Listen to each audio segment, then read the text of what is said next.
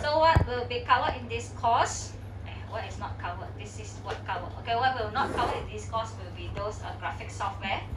Okay, like CAD, computer aided design, Photoshop, or any painting tools, 3D Studio Max, and other modeling tools like Maya, Blender. All these graphic software will not be covered in this course. Okay, we are learning the low level. Okay, using Microsoft Visual Studio with C++ programming language and graphic library OpenGL to create our graphic. Okay, so you can build this software in future. Okay, and you will not be assessed with your artistic skill. Okay, no need to draw or how put it your graphic that you produce is not so important, but you need to produce the graphic. Okay, the functionality is the one that you have to concentrate on. Okay, and you wouldn't game design. This is not a game course. Okay, you are not necessary to create a game. Okay, you actually create a 3D interactive application rather than a game. Okay, assessment. The first time see me, haven't had class with me. This is the programming heavy and coursework heavy subject, 70%. Okay, just now don't have projector. Now you can see this. Okay, it's in your week 1 slide. Okay, 70% coursework, 30% exam. Okay, exam 2 hours paper, 4 question, 100 marks.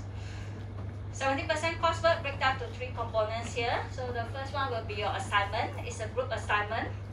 Okay, 2 to 3 people, 60%. And then practical assessment or practical exercises that you're going to do every week. Okay, after your practical class is 20%. Then midterm test, 20%. Okay, we schedule on week 8. Okay, after finish half of the syllabus. Okay, chapter 1 to 5. So will be tested on your midterm test. So this 100%, okay, will comprise to 70% of your coursework. Okay, so you have to work hard throughout the semester for your coursework. So we will use OpenGL as a graphic libraries or API. Okay, in these subjects. Okay, because it's device dependent, you can use in whatever hardware. Okay, your PC, your tablet. Okay, any machine. Okay, or your mobile. And it also platform independent with whichever OS. Okay, Mac, Linux, Windows also support OpenGL. And it is open source, free. You don't need to install it separately. So it comes together with your Visual Studio, Microsoft Visual Studio. Okay, reside in the Windows SDK. Okay, Windows Development Kit. Okay, unless you go and install, you go and uncheck the SDK. Okay, else OpenGL will be inside. Okay, and the language we use will be C++. Okay, in chapter 1 is very simple. Okay, just some introduction. Okay, we will just cover these 2 things. Okay, you see some of the example application that we have that use computer graphic.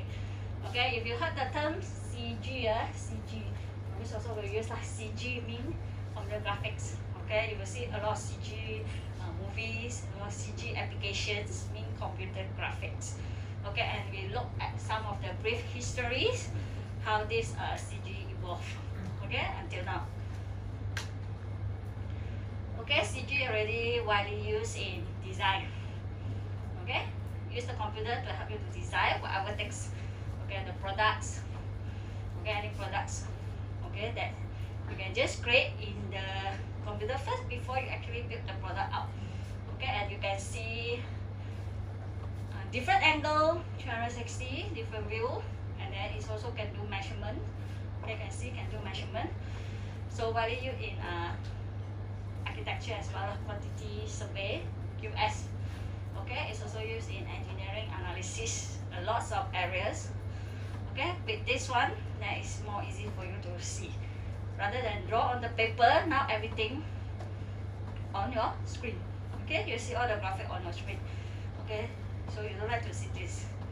Okay, a lot formula here. This one your miss will be dizzy already. Okay, then I show you this. Better, right?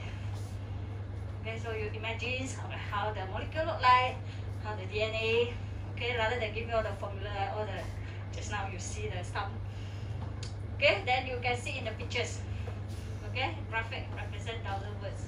Okay, rather than pure imagination, you know how it look like. Okay, show you the graphic. Okay, it's used in science. Okay, many different areas. Okay, simulations. Okay, one of the area that use CG will be the simulations of effects. Okay, whatever effects. Okay, whatever simulator that you can find out. It actually is around us. Okay, everything. Even though your mobile, you can see a lot of CG, your screen. Okay, in our daily life. Okay, and data visualizations. Okay, now people talk about big data, data science. Okay, you don't want to see all the data in table now. You want to see the data in graphics. Okay, process all the big data. Okay, in graphic like the flags. Okay, on the radar, on the sky. You can just show like this. Other than you see all the text. Okay, and you can use like graph, bar, or charts. Okay, graphics to represent the data. Okay, data visualization is very important. Okay, one of the areas that use CG a lot. Okay, medicine. Okay, now you go to do X-ray. Okay, your doctor didn't print out the whole hard copy of X-ray for you already. You guys go and see the screen. Okay, everything is on the screen. It's in the computer. Okay, so medicine also widely used CG. You can see very clearly with different angle what is happening on the human head here. Okay, all the crack. Okay, with the use of the computer graphics, and also widely used in architectures. Okay, the building, the floor plan. Okay, before we actually build the building up. Okay, do it in your computer first. Okay, then you can study the feasibility. Okay, anything, is it look right? Is it feasible to be built? And then you can see nicely. Okay, how it look like. Okay, look and feel. Okay, before you actually create it up. Okay, it's also save time and save cost. Okay, save time. Rather than you buy a lot of things and do, and then at the end it fail. Okay, you can save the time also. Okay, product design, same thing lah. And then it's also used in animation. So a lot of CG movie nowadays, pure animation. Okay, this one old one lah. Okay, Lego movies. Okay, special effect. This one long time ago. History. Okay, how people want to do this effect? And go and make up your style, become green color, and then only you can create this effect. Okay, now no need lah. Use PC. Okay, use CG to do. Do this. Use CG to do can already. Save time, save cost. Okay, advantages. Okay, when people use CG, okay, no need to exactly go and kill the people and fight. Just use the CG to do. One people do like this, and other people do like that. Then you just combine. Okay. So that's why now you can have a lot of good movies now. Okay. Like Avatar, go and watch already. Too very nice. Okay, a lot of CG being used inside. Okay, those a lot of CG movies that very good one. Special effect. So special effects let you to do the things that cannot achieve in real life. Like the building explode, not really explode one. You explode KFC still there. Okay, you see in the movies, the whole building collapse, and then the whole building is still there. It's just use CG to do. Okay, that you can go to other planet. It's not really you go to other planet. It's just inside the CG. Okay, like the Star Wars. Okay, you are in the space, outspace. Not exactly to go to the outspace. You can just do like whatever magic, those things. Okay, real life there is no such thing, but you can do using CG, special effect. Okay. This one show you some history of CG. Okay, before this, how the Iron Man look like. From here, change until here. Okay, there's improvements of the CG. You can see from here. Okay, graphics, computer. So last time, old time, your Miss PC, There's no graphic, there's no window. My time, no window. Okay, only text. Only text. So I want to copy and paste, I need to type command. MC copy from C dot dot where to where. Okay, I cannot right click copy and then right click paste. There's no such thing. Okay, at PC there's no graphic. So that's why we okay, so CG also widely used in games lah. Okay, this one everyone know. Okay, so this one history of the games last time. Okay, we now go to the, okay, you see evolution. This one is the color changing. Okay, last time we only had black and white. Okay, 2-bit color, 0 and 1. Then we have slowly better. Okay, 16-bit color. 16-bit color change for. Okay, now we have how many? True color, full HD. Okay, 32. You can use the more improvements of the graphic. So history. Okay, so the CG is started by these guys. Okay, the father of CG. Okay, in 1963. Okay, that used the sketch patch. Okay, this machine you see so big. Okay, to draw on the screen, create the graphic. Okay, to create this, you need to have big machine like this, so big, and the whole studio with all the equipment. Now I need to create this kind of graphic with only black and white. In 1969. Okay, with this 3D picture system that draw black and white. So then in 1970 there is an improvement to start to have colors. Okay, but you only have the main colors lah, red, green, blue, RGB. Okay, with raster graphics. Okay, means support pixel already. Vector. Okay, with lighting, curve, textures, so you can create this kind of graphics in 1970. Okay, then 72, then we start to have the old school games with the big arcade machine like this, just to play a simple Pong game with black and white. Okay, for the video arcade games in 1972. So then another big milestone or achievement in CG will be in 1980. This one is big improvement.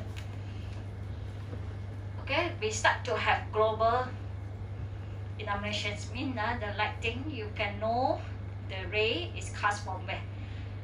Okay, the ray casting to create this photorealism effects. And from this era, start to have digital camera. Okay, before this, you want to take pictures, it's the big camera with the film. And then you have to wash out the hard copy. There's no picture on the screen, no. You miss time, no. Okay, last time I took the big camera with the film and then take picture and have to wash out. I cannot see my pictures one until I wash out the film. Okay, only 1980 start to have the digital camera. Oh, then you take picture, you can see on the screen there your pictures. So it's at this time because at here then they only achieve this photorealism effects to have the digital camera. So after this, then another 10 more years, 1990. Okay, when you have photorealistic, when people go for realistic already, they will try to go for not realistic. Okay, reverse. This is human. Okay, just like the trend, when you go modern, sometimes you will go back. Okay, so you start to reverse to go to non-photorealistic. Okay, non-photorealistic actually is shell shaded. You just put the outline. Okay, draw the outline. Okay, for the shape. Then you can have this kind of effects. It look cartoonish. Okay, cartoonish style or non-photorealistic rendering. And we have volume. Okay, 3D objects. Okay, volume rendering. so that you have this one shell shaded with the outline, which is called non-photorealistic rendering. This one is 1990. Okay, then your syllabus, your lecture slide is only 1990. Then we have 2000. Now 2020. Okay, so people go for VR, AR. Okay, 3D, 4D, 5D. Okay, so now we look at augmented reality. Take the model out. Okay, augmented reality and virtual reality. Okay, touch. Okay, use the Oculus and then touch. Okay, interaction. Okay, so the more advanced one you see in the movie one, then you walk like this, then you can just touch, then you can just go to another side. Those things haven't. Okay, so these are the evaluations of the computer graphics. We can achieve more. Okay, it's still improving now. So you can see the latest CG. Okay, what are the people go for is the shading effect. Okay, the directions of the light, the changes of the appearance of the model. Okay, shading, which we will learn in chapter 10 later. Okay, to make it really realistic, the whole model. Okay, that's what we try to achieve in computer graphics. So that's basically chapter 1. Okay, not much. Just see some applications of CG used in various field or areas, and then what are the advantages, disadvantages, and then we look at the brief history. Okay, don't worry, history I won't test you. Okay, history it won't come up in your exam or your test. Okay, history just to share with you. Okay, so the most important in chapter 2. Okay, we start to go in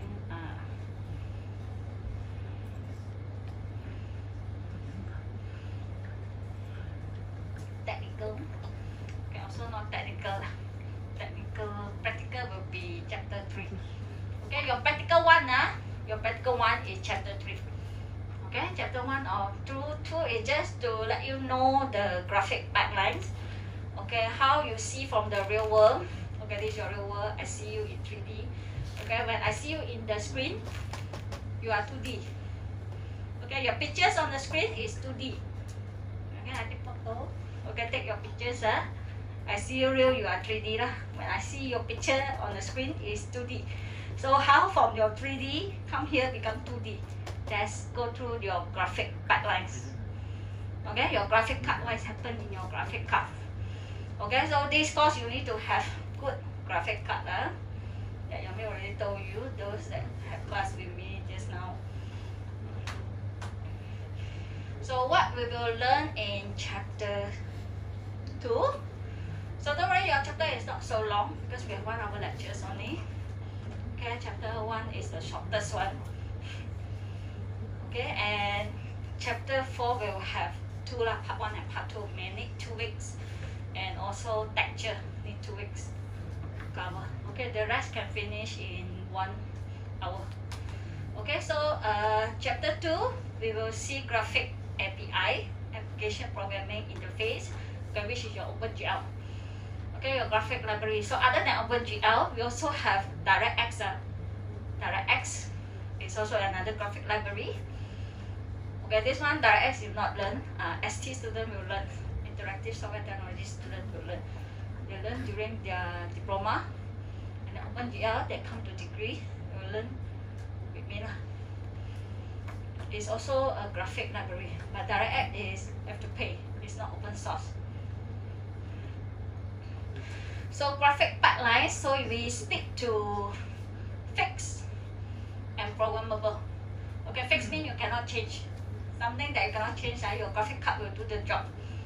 Okay, programmable is you guys, programmer is the one that can change the application that you do. Okay, to change what you want, how you want the graphic to be look like. So what is API? Okay, application programming interface. It actually is consists a set of functions.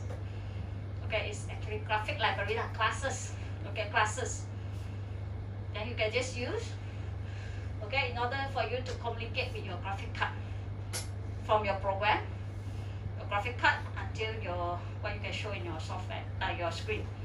So common graphic API we have OpenGL and DirectX. Okay, DirectX is under Microsoft, so it's licensing. So we use OpenGL. Okay, it's open source. So it's a low-level interface to your graphic hardware. So it's actually as a bridge in the middle to communicate your program. This is what you will be written later. Okay, your program, your OpenGL program that you write. Okay, then to communicate with all your hardware. Okay, your graphic card. So use your keyboard and mouse for the input, and then to produce the output on your screen. Okay, so between your graphic hardware and your application program. So there are a series of OpenGL libraries here, or classes. So we have GLUT, okay, GLU and GL. So we will start to learn GL first. GL is the low level library. Okay, GL. Then your miss also will teach GLU. Your practical class. Okay, is a little bit higher. Okay, for complex objects. And then we have this GLUT. Okay, this one GLUT, I didn't teach. Okay, I don't teach in this course. It's for window management, keyboard, mouse. Okay, input or menu. So if some of you want to use yourself in your assignment or in your practical, it's optional. It's up to you. Because some will say, Miss, I want to render text on the screen, on the window. Then you need to use GLUT. Okay, what I will teach you is only window input and then GL and GLU library. So these are all these graphic libraries. So communicate between your application program and your graphic, your hardware. Okay, let's see what is 3D graphic. Okay, is this 3D? Yes? Yes? Why you say it's 3D? Okay, is this graphic 3D? Yes, no? If you say yes, why you say it's 3D? If you say no, why you say it's no? Or don't know? Miss tell. Okay, what give you the sense that you say this is 3D? Well, first of all, you have to know what is 3D. 3D stands for 3 dimensions. So what you have there? Okay, the 3 dimensions is your width, your height, your height, and also the depth. Okay, the depth.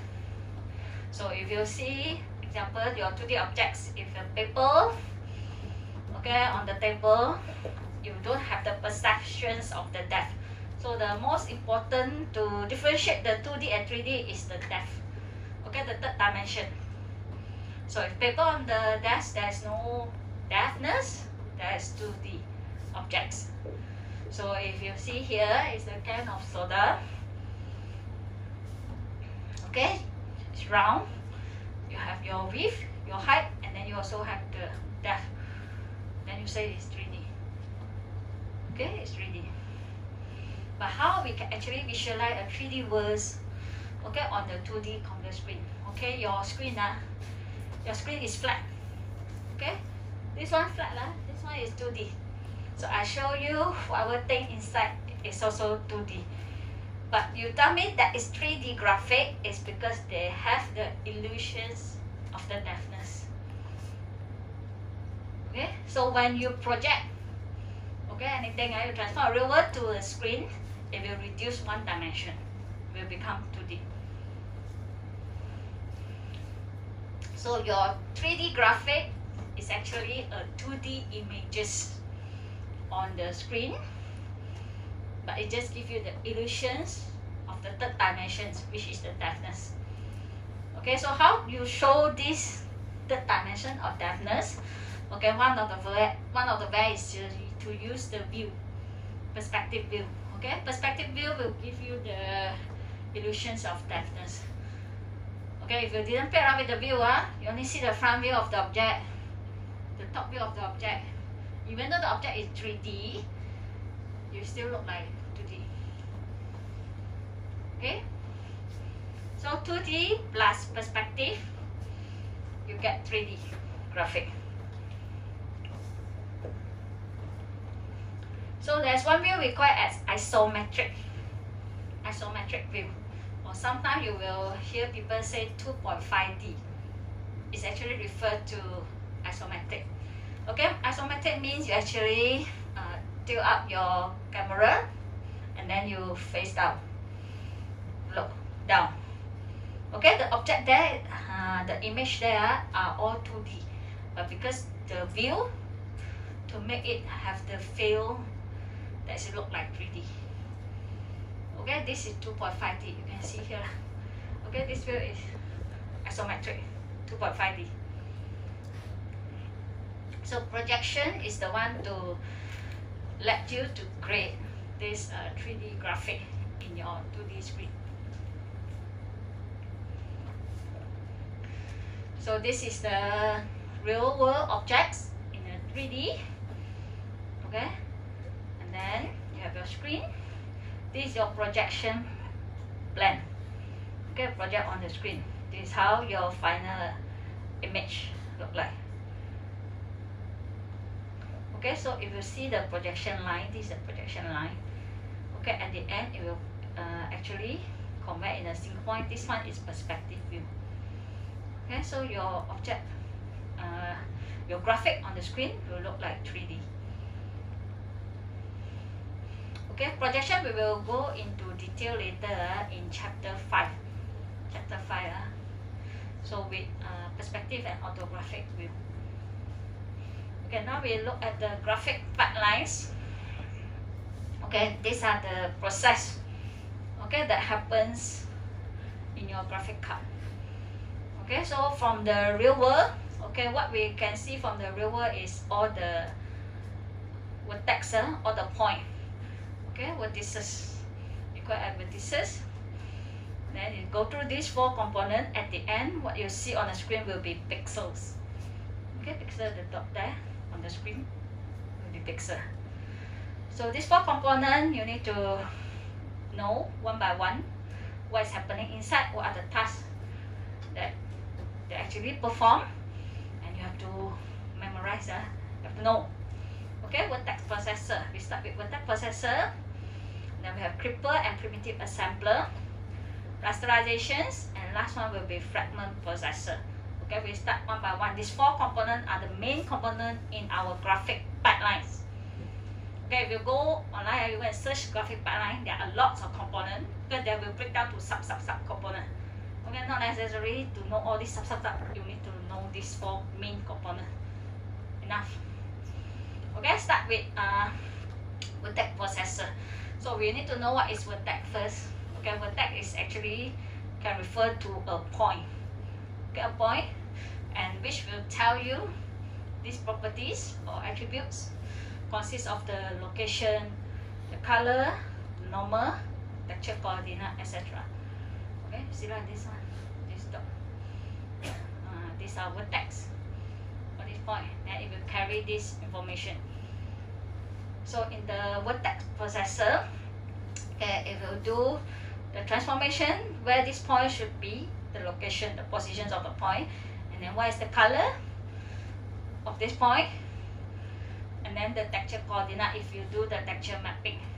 So to show this vertex or this point, you can either use object space, based on your origin. Object space means each of the object will have their own origin, have their own space. Or you can use word space, or the object share one. Okay, one origin. So in OpenGL, we will use this word space. Okay, easier. Okay, you have one XYZ axis, and then you just declare where's your point, your coordinate. Okay, this is what it did in the vertex processor. So after you have all these points, Okay, next is we'll pass to this clipper and primitive assembler.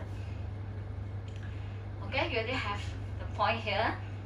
This is our text point.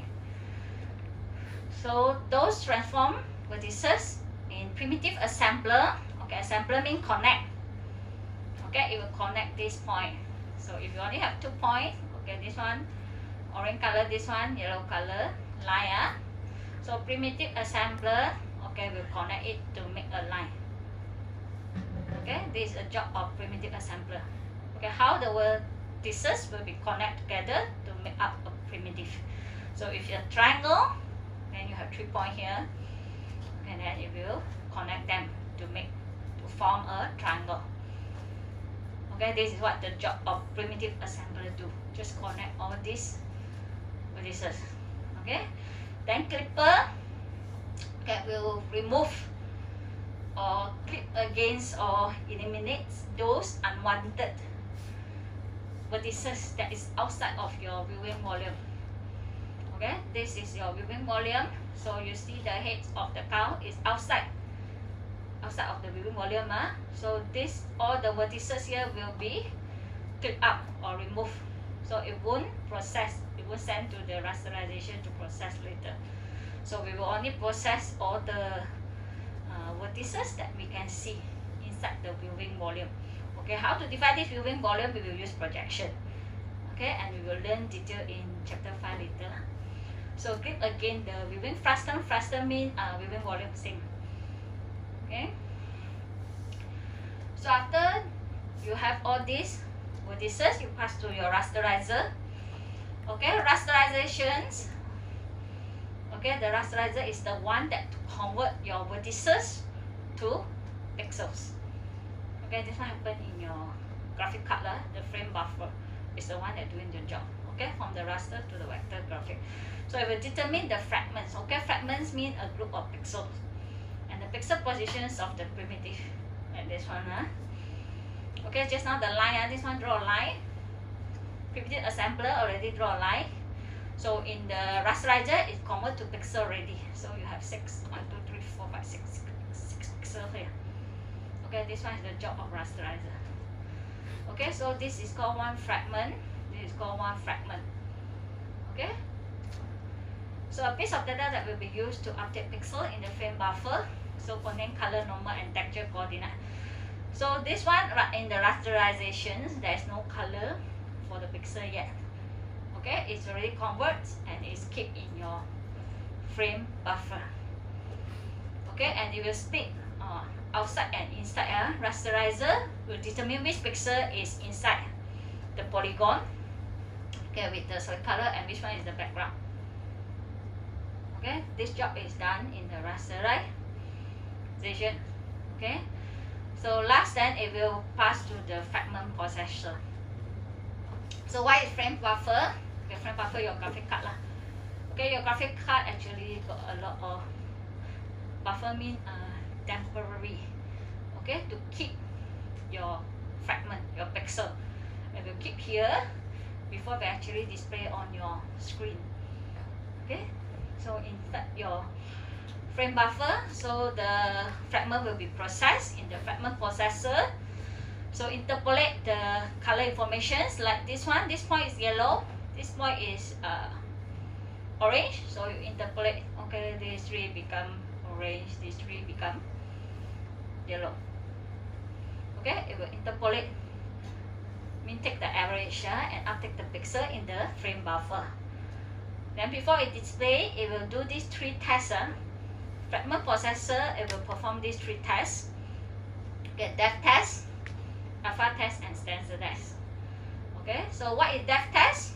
Okay, it will test again the Z value. Which pixel is in front, which pixel is behind. Okay, hidden surface remover.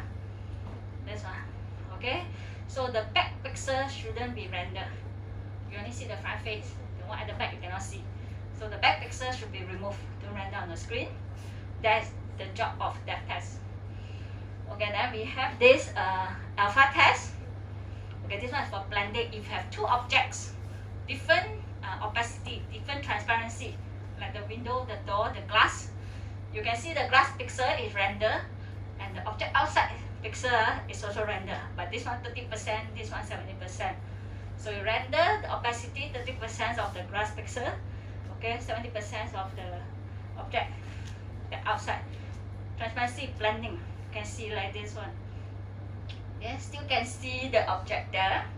There are 2 pixels are active, and you test on the alpha test. Okay, color alteration due to texture blending and transparency. Okay, that's alpha test. And last one will be stencil test. Okay, stencil test is for masking or shadow. Okay, you want to remove those unwanted pixel based on certain masks. Okay, masking or pattern. Okay, stencil test is very widely used in shadow. Okay, when we learn chapter 9, we will see stencil. Okay, why stencil test and how it's going to remove some of the pixels that which you shouldn't be rendered. Okay, then at the end, okay, after done the 3 tests, okay, update all the pixels in the frame buffer, then you can see your final display on the screen. Okay, how the graphic look like on your screen.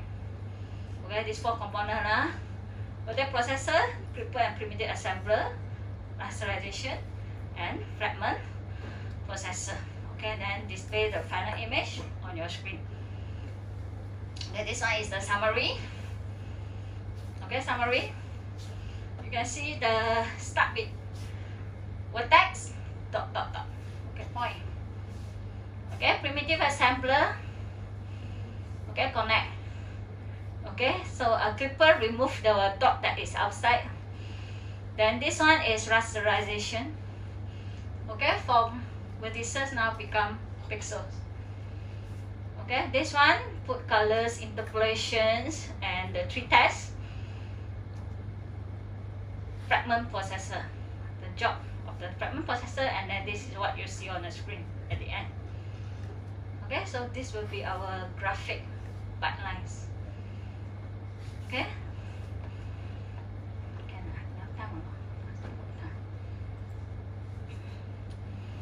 Okay, so why we need a programmable graphic pipeline?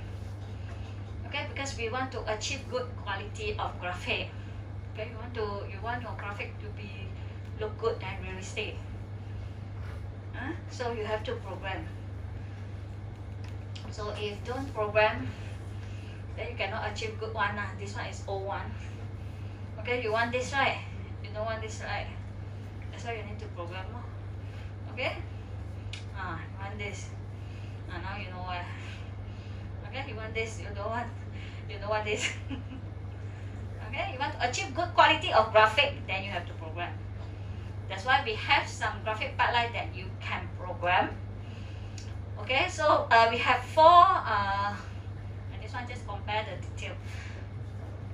Can program, not program. You want this or you want this? This is your job. This is your job. But now your assignment, you give me this one. Because you are a student. Okay, this one, the graphic pipelines, okay, is actually reside in your hardware. Okay, you see this is your applications, the program that you write, okay, to communicate with your graphic system here, your graphic pipeline here. You're using this API, your OpenGL or DirectX, okay, library, graphic library. So this is your hardware. Okay, your graphic card, so it will be your graphic pipelines here. Okay, so you have your vertex processor. So these 2 will be the one that you program. Vertex processor and the fragment processor. These 2 are programmable.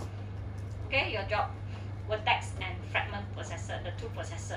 The middle one, okay, primitive assembler, rasterization. Okay, these 2 are is fixed function pipeline. You didn't program. Okay, the graphic card will convert the pixel of the vertex vertices to pixel rasterization and connect your vertices. These 2 you didn't program. Okay, our job is to program these 2. Okay, this one frame buffer. This one your front end GPU, your graphic card front end. Okay, you can see here all is your vertex. Come here, then come here will become pixel. Okay, so the most important component will be this one, this four, vertex processor, primitive assembler, rasterization, fragment processor. Okay, this is your boundary between your CPU and GPU. This is your GPU. GPU means your graphic processing unit. Okay, your graphic card. Okay, this one is to change the diagram. Okay, to programmable unit. Okay, you look at these two, fragment processor and vertex processor. These two are the ones that are programmable. Okay, in your graphic pipeline. Okay, fixed one, rasterizer, primitive assembler. Okay, so from here you can see start is from your, this one is your memory, your hard disk. Okay, your hard disk. Okay, start from your vertices. Okay, all black color vertices. Come here, primitive assembler. Come. Rasterizer. After the rasterizer, this one rasterizer. Okay, all these gray color one, this one are fixed. Okay, fixed. Fixed graphic pipeline means fixed you cannot program. Okay, it will do the job on its own. Okay, after this rasterizer, all the black color vertices will change to pink color. Okay, or purple. Okay, this one is fragment, pixel. Okay, pixel, and then use your frame buffer. Okay, frame buffer also memory, temporary memory to keep your graphic. Okay, before we actually display. Okay, green color will be pixel group, and then if you got do texture mapping, this one texture memory, so you can code, so it will be in the two processor here. So this one your chapter 7. Okay, texture mapping we will do. Okay, so the rest of the this one you don't need to care lah. All these are fixed. Okay, the gray color one all are fixed lah. So we are only interested on these two. Okay, your job that you can code later or you can program later in your application. So programmable vertex processor is the hardware unit that run your computer graphic vertex program. So when you program the two processor, whether you want to code by vertex or want to code by your fragment, so it's up to you. So you see the improvements. Okay, improvement of the graphics with shader. This one Metal Gear Solid. Okay, last slide. Okay, comparison between your CPU and your GPU. Okay, CPU your computer processing unit, and your this one your graphic processing unit GPU, your graphic card. So your graphic card is reside in your CPU. Okay, so your CPU will do the rest of the system job. Okay, you have a lot of software. Okay, your application, your DirectX, your driver, your software, and your hard disk is system memory. For your graphic card, it will only deal with everything on the graphic. Okay, it will be your video memory, your images, your video, your pictures. Okay, we will keep in your graphic card, and then here will be your graphic pipeline. Okay, vertex assembler, primitive assembler, rasterizer. Okay, texture, shading, everything, pictures, it will be processed here. So all the graphic tasks will be handled by your graphic card.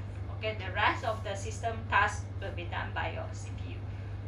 Okay, so when you ask to compare CPU and GPU in graphic programming, you compare this enough already. Okay, do not compare in other aspects like networking, which one faster, which one easy, which one with support streaming, which one not support streaming. Okay, not necessary. You just tell all the graphic tasks is done by your GPU. Your CPU is in charge of the system tasks. Okay, and inside your graphic card must mention, okay, is your graphic pipelines that will convert from your vertices to your pixel. That's the job of your graphic card. Okay, your GPU. And then And your memory here for GPU is your video memory, and your CPU is your system memory. Okay. So these are the comparison, CPU and GPU. So we need good graphic card this course. Okay, so that's all. So for chapter 2, so now you should know what is API. Okay, it's actually a graphic library with a set of functions. Okay, graphic function that you can use to communicate your program with the hardware. Okay, and graphic pipeline, how you convert from vertices to pixel, the 4 main components. What are they? And what are the 4 components in our graphic pipeline? What processor? Text processor, primitive assembler and clipper, rasterizations, and also fragment processor. So the 2 processor, vertex processor and fragment processor, will be programmable. Okay, the one that you can program. Okay, the fixed function pipeline will be the middle 2, primitive assembler and clipper, and also rasterization. Okay, and the last slide we see the differences between CPU and GPU. This is what we have covered in chapter 2. Okay, so any question? Good.